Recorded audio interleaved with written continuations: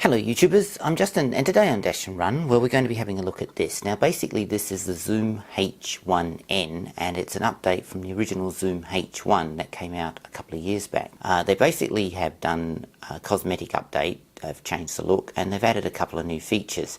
So basically in this video this is just going to be the unboxing video. Later on I'll compare it with the original Zoom and also a couple of other sound recording devices I got. So anyway, like all my videos, let's get into the box and we'll go from there. So the first thing out the box is basically this array of paperwork. So you have a manual and then you also have some downloadable software that you can download that you can actually use on your PC with this device, which is quite good, and they give you the codes on these two pieces of paper.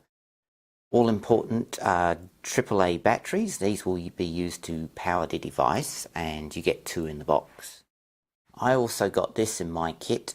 Basically this is a tripod mount for the device, so you can mount it on your camera if you want to use it on your camera. But this is an optional extra and doesn't normally come, but with me this actually also came with the thing I bought. And finally we've got the device itself, and as you can see it's not particularly big, but they have definitely redesigned it and it's a lot different from the original. Now if I bring the original in, you can see that it's slightly bigger, but less plasticky and a matte finish instead of a shiny finish, and they've moved the layout of pretty much all the buttons. So before a lot of the buttons were on the side, now they're on the front.